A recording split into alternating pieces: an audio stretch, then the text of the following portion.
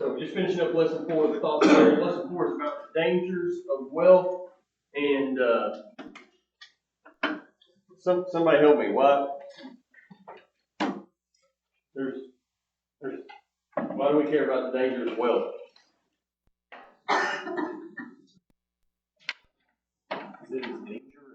Because it's dangerous. Okay. Can you elaborate on that any, sir?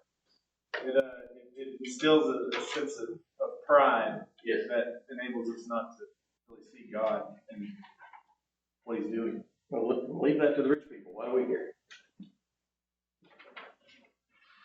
We are. Yeah, we are. Right? I think so. And again, everybody's at different places and different struggles. I don't want to understate or undersell any of that. But we all should recognize in the big scope of human history and the scope of the world, we're definitely in the top percentile. So we are going to be susceptible to these dangers, and we need to look out for them. And I thought that Revelation 3 kind of encapsulated a lot of these. First one, we talk about pride for sure. I thought some of the thoughts in Revelation 3 kind of also put a good summary of a lot of these dangers of wealth. Somebody give me the context of Revelation 3. You got a chance to look at that? What's happening in Revelation 3? A letter from Jesus to the church in Laodicea. So a letter, John is penning these words from Jesus, a direct message to the brethren, our brethren in Laodicea, based on what we know about the town and what Jesus records for us here. How would we describe Laodicea economically relative to their day? They were doing well, right? This was a prosperous area economically. You compare it to some of these other churches that Jesus is speaking to in the first part of the book of Revelation, they're kind of backwater, nondescript towns. Ephesus, Laodicea were prosperous commercial kind of towns. I want us to focus on verse 17 specifically. Somebody care to read verse 17? Hope you had time to read the whole context. Let's read 17 together. Because you say, I am rich, I have become wealthy, and have need of nothing. And you do not know that you are wretched and miserable, and poor and blind and naked. Based on that verse, what's the danger of wealth? Obscures reality. That's a very good way to put it. Obscures reality. Our head makes us blind to our own shortcomings. I think we're saying the same thing. Their perception of who they were and the reality of who they were very different. And Jesus said, it's because of their financial prosperity. You say you're rich and you prosper. That don't mean anything. And what you don't realize, what you are blind to, is that you're rich, wretched, pitiable, and poor, and blind, and naked. So, wealth causes blind spots. Roger? I know I'm saying, I'm certain all of us have. There's just this general concept in society that wealth equates to godliness. Yes. You're blessed of God if you have Yes. a lot. Yes. That means God approves it. And I think that it is kind of chief among what John is trying to get across. Physical wealth, physical prosperity does not equate to godliness, holiness. Yes. That's a danger for all of us. I think the first century Jews certainly would subscribe to that thought. And we see pictures of that in a lot of how they treat the poor in Jesus' day. That this that goes back to Job, right? That this suffering, these things that you're going through are because the holier you are, the more you're going to prosper. I think this is a good antidote to that for sure. So how do we keep from prosperity making us blind? It's interesting in this chapter, it's not because they're rich and wealthy, but because they say they're rich and wealthy. That's interesting. That might, there might also be something here is just the way that we think about ourselves is a big aid to not being blinded by the things that we've accumulated in life. I also think the phrase in that sense that carries a lot of weight is that you say, I need nothing. Like that's three pretty important words in all that sense, that their prosperity has blinded them to the point where they think they don't need anything. Man, does that describe the state of the church in America? You're wealthy to the point you think you don't need anything. So again, what keeps us from becoming blinded here? How do we stay in touch with reality? If the Laodiceans were not looking at reality, what keeps us from not looking at reality? I'm confident there's been times that I have not seen myself clearly. How do we stay in touch with reality? By staying close to God. Stay close to God. Obviously, prayer, study on these things, I hope that helps.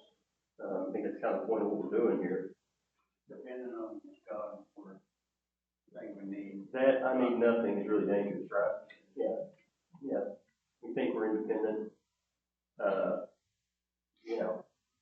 Having a godly spouse is incredibly important here. Let's talk about practical things. Having brothers and sisters who know you well enough to call you out on your own foolishness is incredibly important. Again, practical things. Having a heart of a giver. Having a heart. So the more you give, the more God will bless you to give. Yeah. I mean, we've got a generous God, and the more that we are in His image, the more we'll be that way. And Hebrews 12 comes to mind a little bit, this idea of discipline, where God is working to train, shape, and mold us. And maybe one thing that comes from this is just having a heart that says, I'm open, God, to seeing myself for who I am. Yep. And I think that's a hard thing to say. David says that. Test me, try me, search me. Having a heart that says, God, if it takes losing all this stuff to see what I really am, I'm open to that. So, okay. Thought that was a good way to end that section. We should be on guard against those things. We are going to be susceptible to those issues. Move on to page 17, lesson 5. Again, hope you had a chance to look at some of these verses. We'll read some of them, but we won't have time to read everything in the context. I should have added, we've read this verse before, but if you just want to write it in, 1 Timothy 6:9 should have been in this first section. In fact, while we're covering my errors and omissions, let's go to section 3 of this same lesson on page 18, because for next class, we'll touch on section 3 and 4. Add these verses to your study, please, for section 3. Add Psalm 115 and verse 8. Because that was just an omission that we need to talk about that verse, Psalm 115 and verse 8. And then I'm gonna make a point about in our next class about 1 Kings 18. And that's Elijah on Mount Carmel.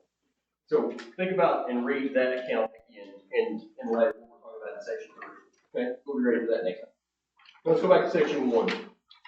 The problem of greed. This is somewhat different than being wealthy. What's the difference between wealth and greed? I mean, they're similar tracks. You're going to read similar verses. But why are these two different lessons? One has to do with what you have, and one has to do with what you don't have. I think that one has to do what you have, one has to do what you want, right? You don't have to have wealth to be greedy. And you can have wealth and not be greedy.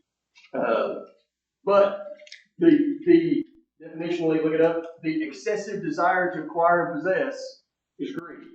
The Greek word in the New Testament is pleonexia. That's actually, if you look it up read it and tell us what's the handbook of all the disorders, whatever that thing is called. Oh, the DSM-5? Thank you. That is a diagnosis, a mental health diagnosis in modern psychology is an insatiable greed, is the same Greek word. Look at next. The inability to stop wanting and desiring more. You can actually have that diagnosis. So kind of understand what greed is. What does the Bible say about it? Proverbs 15:27, start there. And these that are in Proverbs, relatively easy to find and read, just read those. Proverbs 15:27. He that is greedy of gain troubles his own house, but he that hateth wrath shall live. So one of the questions that we ask is, what's one of the ironies about those who have this desire, this greed, this desire to get wealthy? What are we learning from the proverb writer in Proverbs 15? What's the irony there? Why do you think some people have greed? What would they tell you about the reason for their greed? To support family. I don't take care of my family, right? I have to work this many hours. I need to achieve these things. I need to have this level of income. I need to have this level of saving in order to provide for my family. And the proverb writer says what? You bring trouble upon the family. Isn't that ironic? I think there's so much irony in that what the world tells us we have to do for our families may be, not always, but may be the thing that God tells us is troubling our families. I'm convicted about that. I think we need to think about that. Thoughts about that? Spur any thoughts for anybody before we move on? To maybe my favorite verse of the quarter, Proverbs 30 and verse 15. Maybe not for content, just for comedy. Proverbs 30 and verse 15.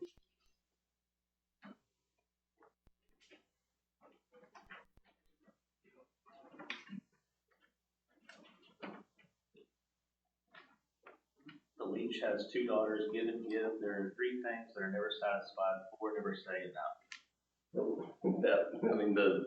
The visuals, the chat GPT images write themselves on that. The leech's two daughters, give and give. Tell me what I'm supposed to learn there. Well, that's a very odd thing the proverb writer says there about the leech has two daughters, give and give. What does that mean?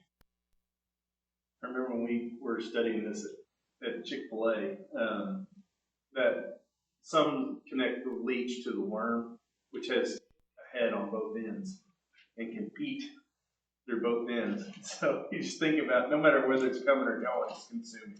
Okay. That's bizarre. I was going to say that's bizarre and weird, but give me the spiritual application. Well, we can become all consuming ourselves. It's all about filling more and more and more and not ever having enough, not ever being to a point where we have any sort of contentment. Again, don't know the Hebrew, but leech in a lot of versions. What kind of imagery does that bring up for you?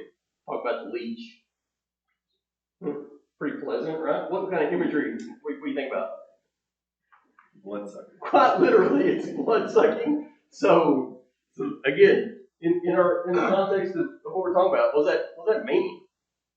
What's the proverb writer trying to say? The ASB has in the comments for horse leech vampire, it just sucks you, that Takes. just bleeds you Yeah, out. a take is a good word. A taker, a bleeder, bloodsucker. So leech's two daughters take after their old man a little bit. So again, what is that in the context of this lesson? What are we supposed to learn from that?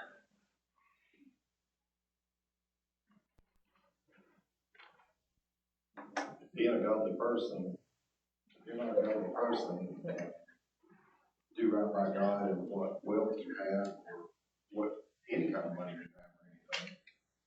One thing, it will affect your children. Okay. It's not the way you act. Okay. If you see the world as just to be leached off of, don't be surprised if your offspring do too. The leech's daughters can't get enough. It's pretty interesting. There's some parenting and family issues there for sure. Good thought. What else? how does a leech, if you're just a leech on the world, what do you think kind of imagery, what do you think that says about us? If that's how we're described. Not giving anything. We're a taker. We see the world as something to be drained of its resources, right? And we are just look at everything as a, what can I get out of this for me? How can I siphon? How can I suck off? How can I vampire out whatever is available here for my purposes? See the world as something to be just, what can I get out of this? And if you read the end of that verse and the subsequent verse or two, that is a never ending, right? It is impossible to be satisfied. I think the implication we're saying there, these leeches' daughters are never satisfied. They will continue to drain and be a vampire on whatever organization or family or community or relationship that they're in. They're going to drain it and not give anything back to it. They're going to be greedy for it. Any thoughts on that? About the leech? While we're in Proverbs, let's go to Proverbs 28, 25. By the way, it's interesting that the proverb about the leech is very close to the proverb about the worthy woman. I think that contrast is worth contemplating. How there's a vast difference between how the worthy woman is described, Proverbs 31 versus the leech in Proverbs 30. Proverbs 28, 25. So they got that one?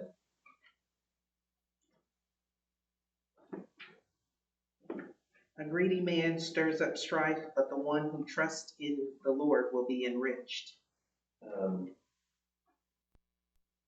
There's some irony in that verse also, I think.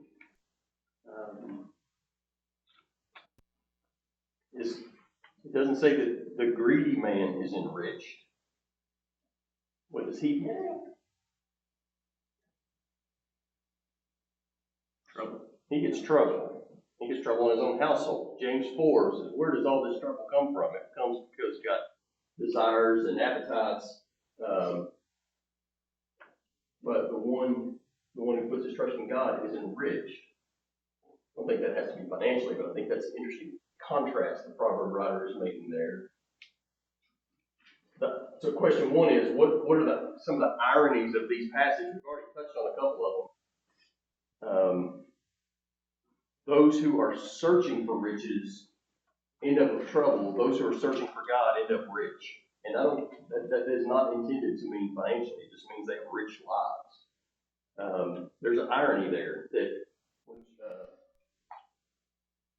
those who desire wealth, what do they get?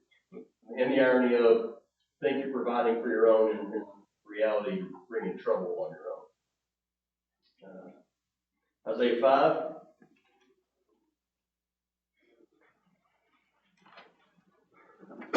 This verse reminds me of and maybe you've heard stories like this. I heard this one from my grandfather, who was a real estate agent, and I forget who he was talking about. Said he didn't want to own all the property; he just wanted to own everything that was adjacent to him. I think you can see where that leads over time. That's a never-ending growth battle, right? Kind of saying the same thing. Isaiah chapter 5. Verses 8 through 10, as Isaiah talks about the people of his days. Make it. Read those for me.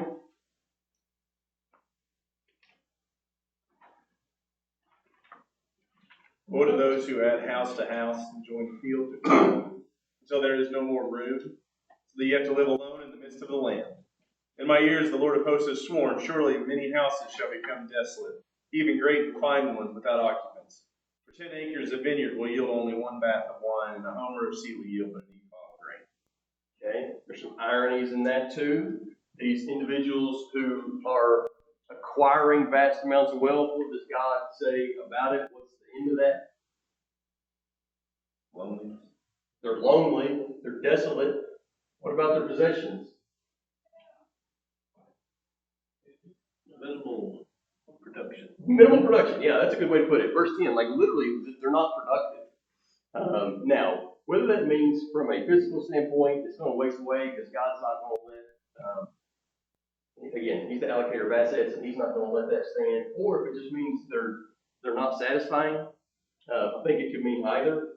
But ultimately, all this stuff, these fields are jointed fields and growing and greed for more land and more prosperity, it doesn't yield much, verse 10. I think that is interesting. All right, one Testament and the New passage, and one New Testament passage in this regard. Luke chapter 12. And this is the pre. That's not the right way. These are the few verses before we get into the parable of the rich fool in Luke chapter 12. But let's just read the kind of introduction to that parable in verses 13 through 15. Someone in the crowd said to him, "Teacher, tell my brother to divide the inheritance with me." But he said to him, "Man, who made me a judge or arbitrator over you?" And he said to them, "Take care and be on your guard against all covetousness, for one's life does not consist in the abundance of his possessions." Okay. Thoughts on that verse? What do you take away there? It sounds very justified what the guy's asking. Yeah, 100%. Very, very justified. Yeah, what would we? Someone is going to a wise teacher, rabbi, a respected teacher, and saying, "Hey, can you? What if I just want the right thing? I want the fair thing. I want the just thing in this regard. Perhaps don't know all context, but perhaps seems reasonable. So why does Jesus respond the way that he does? It might be that what I think is justified might still be greedy. That's good. Okay. What else? What about question 3? In what ways is the message of the world the exact opposite of Jesus' message here?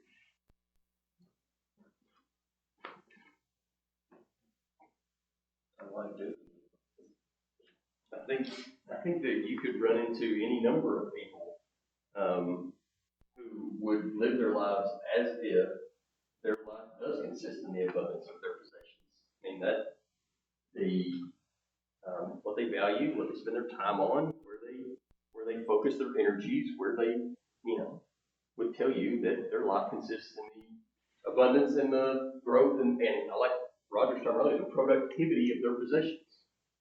It's like mindset is developing. I can't be influential and effective without wealth. Yes. Wealth becomes my crutch. I can't spread the gospel. I can't be a good example. I'm just helpless without wealth. It's like, well said. that is what, it's like, we want God to bless us, but we want to determine how we'll use that wealth. We don't want God to tell us how to use it. Like, I know better how to use it, just give it to me and let me. But we want to be God in a sense. I think that we're not necessarily, we deny it, but We wouldn't say that. yeah, we just want to have say-so with what he gives us. Yeah. I think there's so much to think about in that phrase. Life does not consist in the abundance of our possessions. How much of my time is spent in the oversight, in the care, in the search, in the growth of my possessions? I can tell you my house is getting painted right now, a story that is consuming my life. My life is consisting in trying to take care of this possession. It's consumed our life. Get the house painted. What does that say in light of what Jesus said in Luke 12:15? It's a little bit convicting. So, is our life consumed with the oversight and care and the growth of all our possessions? It is easy to fall into that trap because it feels like we're being right. It feels like we're doing the right thing. We're taking care of our stuff. We're being a good steward. And meanwhile, all we're doing is worrying over our assets, right? I think that can be very dangerous. for me to get the whole point of that month is reading all the way down to like verse 22. Yep. It's going to compare, I mean, like he's, you know, to me, you look at verses 16 through 18, and like you said, in this country and in a lot of other countries, you know, that is the way to live. Like right there, 16 through 18, there's nothing inherently really wrong. When you just read those verses on the surface, like, I ain't got nowhere else to put my goods, so I'm just trying to build some bigger stuff just to hold my goods, and then, you know, acquire more assets. That inherently doesn't sound, it's not bad. It doesn't sound bad. But to me, the point when he's going across to verse 15, I always want to think of Paul. Obviously, he had to make some money to keep living and everything. But Paul, if he hit a wall and saying, I don't, he kept, you know, his abundance for God was, you know, where can I go now? Where can I spread more God? Where more of that effort, or what can I do? Where can I overflow that? Well, not build something physically on this earth more. Yeah. Where else can I go before I die to help somebody else? And to me, that's kind of what I'm hearing is Jesus saying it's not inherently bad what you're doing. You're not redirecting this for God. Why are you not being greedy for God and not for these possessions, which are not going to get you where you need to go and Very well do said. it? Why are we not greedy toward God? Good stuff. Good thought. Other thoughts on verse in Luke 12? Let's go on down to section 2 before try to finish our time tonight in this conversation in section 2. I wanted to compare the lives of two men, Achan and Judas. Again, I hope you had time to read some of those verses. But I think those are characters that at least we're somewhat familiar with. But so let's review what we know about Achan really quick. What do we know from Joshua 7 and read a little bit and recap in Chronicles and other places? What do we know about Achan?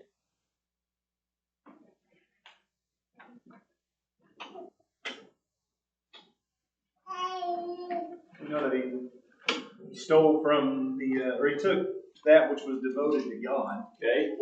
That which was forbidden from the fall of Jericho. Okay. Yeah. So that situates us in a time and a place. So Achan was apparently one of the Israelites that crossed the Jordan River, right? From the wilderness across the Jordan River. And these things that were devoted that he took, where would he have taken them from?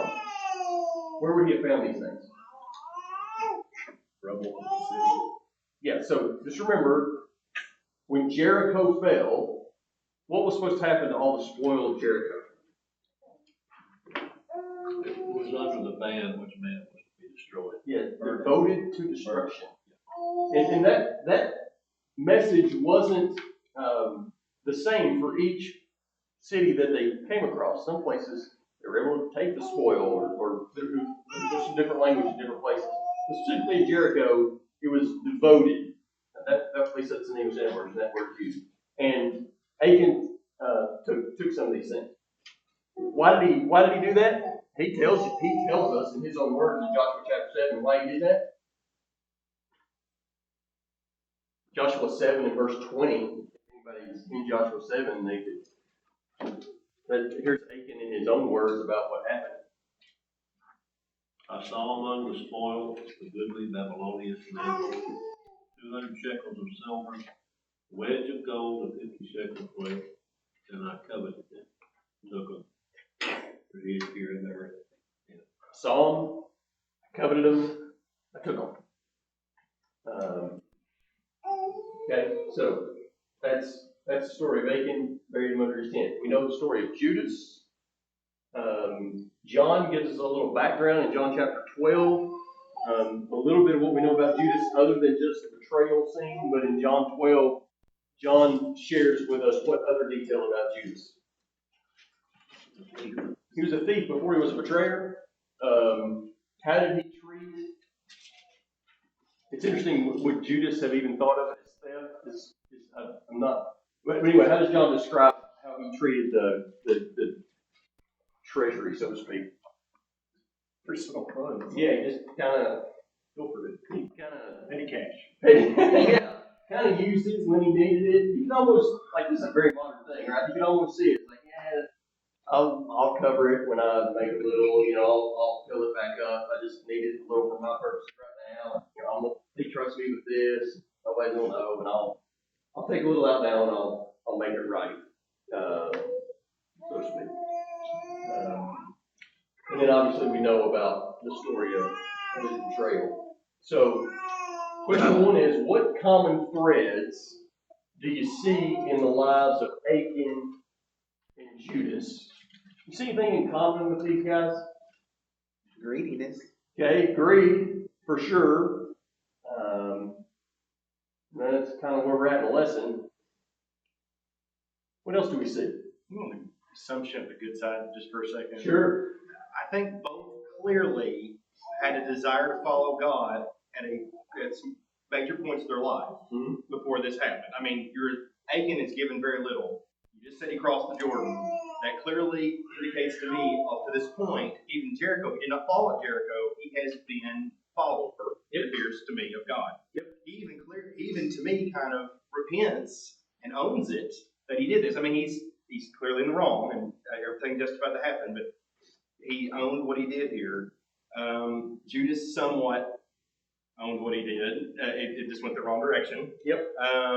With that, but I think both clearly at one point desired to follow God. Just both had problems of greed. So you jumped forward to question two, which I think is exactly right. Sorry. I think you're dead on. Were these guys believers? You think that both Achan and Judas would have confessed a belief in Jehovah? I don't think there's any question. What had Achan seen? Red Sea parting. Yeah, no, saw Jericho part for sure. Don't know for sure about the Red Sea, but certainly saw Jordan. Yeah, saw Jordan pile up and they crossed. Saw Jericho fall because some guys blew trumpets. I mean, he'd seen some wild stuff. And the stuff that happened In the wilderness. He saw manna for however many years. We don't know how old he was. and in Egypt. Yep. All those signs. Perhaps all the way back to Egypt. Yep. What had Judas seen?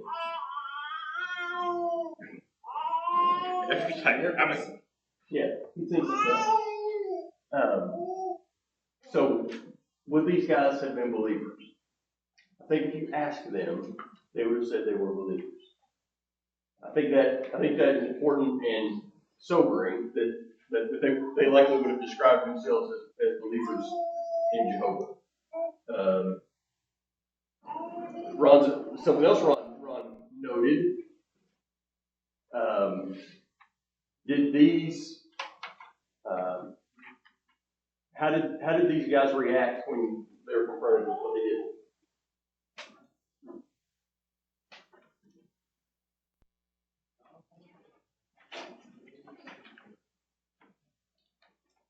Well, Achan, of course, obviously did not deny. He acknowledged his error, his sin. Yeah, I mean the language there, Joshua 7, is it 20 or 21? Yeah, I mean it's pretty. In fact, I think he acknowledged it. I've sinned before Jehovah, right? I've sinned before God. I don't know exactly what it is. Judas said, "I'm afraid it was the blood." They were both. They both confessed. They had regret. Now, repentance is a little trickier. I don't know where their hearts were in that. They confessed because of the duress. That's a trickier one. I think. Did they really change their hearts? But they certainly confessed, and they certainly had regret. So again, I think that speaks a little bit to they were believers. How did people that were believers get so far off the path? I think that's the question that Judas and Achan. How did people that were believers who saw the Jordan River parted, who saw Jericho fall, who saw blind men healed, How did they get distracted by something so foolish as a little bit of money in the treasury or a Babylonish garment? I don't know what the Babylonians had going on in garment wise, but it must have been pretty fantastic. Well, the effects of sin is pretty devastating. For sure. And at first, you know, when people like leave, sometimes they physically leave the church, take those beliefs with them. Yep. But, and find themselves out in the pig pen. Yep. And then some people stay in the fold and they're in the same shape. Mm-hmm. They show up and all of the things, but They look like but their heart, you don't know what's in people's hearts. That is the key right Good there. reminder. Good reminder. You know, that pattern of Saul, beautiful, took it. Yep. That's in Genesis 3 with Adam and Eve. Saw the fruit, it's good to eat, so we took it. That's in Samson. I saw the woman, she was beautiful, so I took it. In all of these accounts, in Achan and in Judah, David and Bathsheba. David and Bathsheba, I wonder if you could go back to those and say, hey, here's what's going to happen. You're going to eat that fruit, and all of mankind is going to suffer with sin. You're going to follow after this woman. You're going to wind up blind and dead. The men in your family are going to die in battle because you take this. The Son of God is going to be crucified. They'd say, oh, it's not worth that. But it's not thinking that far. It's just thinking about right here, right now. I think that's dead on. Is the fallout in the communities where these guys, I mean, there's a pretty immense fallout in the community. Like what happened in AI it was a national emergency, right? Like Joshua was, if you read Joshua 7, Joshua was devastated about this. Like we're toast here. Like we're in the midst of all these cities. We thought we had God with us. We clearly don't. Like we're done. And then again, the death of the Messiah, but the weight of that. Anyway, what happened to their communities versus what the value of what they took. I think that's pretty sobering. These guys who were believers and in their right minds would have never made this choice, this over this, but they did. And for us as believers, how many times do we step back and we've traded this for this? And it's not even remotely comparable, right? We've traded, Bible study time for what? Or we've traded worshiping with the saints for what? Or going to visit a brother for what? What could be a lot of things. Many times it's grief. Anyway. Impulsivity plays a big role. Once you're, I don't think people realize how far you can get out there.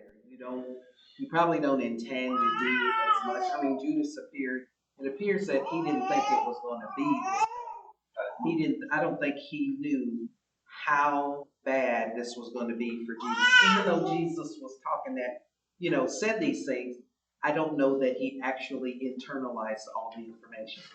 I don't know how much belief. Yeah, he believed in God and he saw the miracles and all that stuff and heard the word.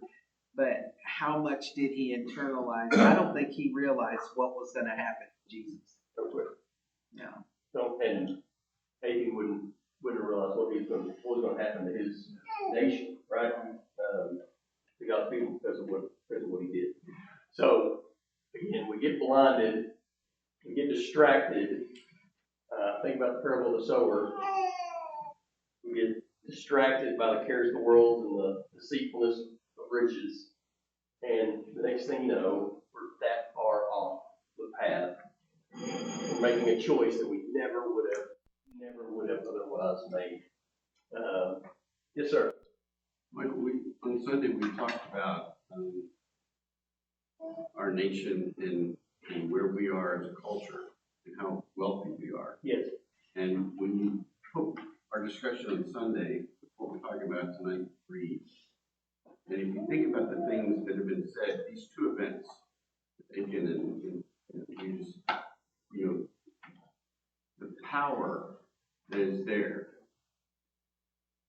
We need to be more aware and more discussing with each other, encouraging each other, what Satan can do. Greed is one of his most powerful things, especially in this culture. If you think about what it has done to the church and to this nation, greed is one of the most powerful things, tools that Satan has at his disposal. And it is so amazing what he does. You know, that's what he did with Eve. That's what he's doing with us. This nation is being destroyed. The church is being pulled down because of Satan's ability to use greed and other things. It's a power that he has over us, and we allow. Like, where do we see that? And I totally agree. Where do we see that? Where are the decision points we see that? Again, simple stuff or practical stuff in my work. Have you seen a brother say, God has granted me this opportunity? And once that opportunity is taken, it becomes clear that whatever was the source of that opportunity probably wasn't God. Right? Because what did it do to the spirituality of the individual? I got this opportunity in a place where there's no church community, and it's going to be really different for my family, but God has presented me this great opportunity. I just think decisions like that along the way, if we step back, we never choose this over this. I think $20,000 a year, is that really worth this? Doesn't seem reasonable, but in the moment, it's a very attractive thing, and we get distracted about the value of things.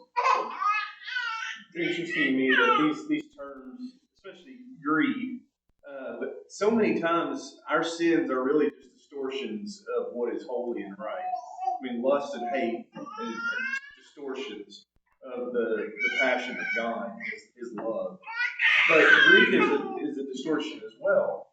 And Paul in Philippians 3 makes a really interesting comment about these people who he says they are enemies of the cross of Christ. But it sounds like he's talking about brethren. But he calls them enemies of the cross of Christ. He says their end is destruction, their God is their appetite. That's greed, what he's describing. Yes. But then in the very next verse, he says, our citizenship is in heaven, from which also we eagerly wait for the Savior. There's a distortion of this eager desire.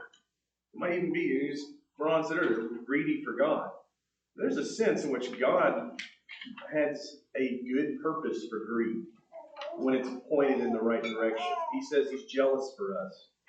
We belong to him. He's jealous for what is already his. We're jealous for all things that aren't ours. The one thing we have that is greater than all is our eternal hope. And so there is a divine purpose for greed when it's pointed in the right direction. And one of the verses that we'll talk about in the next class is Psalm 73. I think that Psalm 73, again, have a chance to read that for next class. Think about that in light of what Kyle just said. The greed for things the world puts in front of us compared to a greed for God, if you could think about it that way. I think the psalmist goes through that in his own mind in that psalm. It's a great psalm. Any other thoughts tonight? Thanks everybody for your thoughts, for your contributions. We'll cover section 3 and section 4 on Sunday.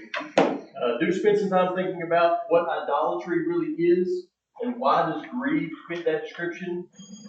Covetousness is idolatry is something that Paul thought was so just axiomatically true that he just kind of said it. Covetousness is idolatry. He said it 3, 4, 5 times. Why, it doesn't seem like it's that clear that covetousness is idolatry. What does that really mean? Why does Paul say that?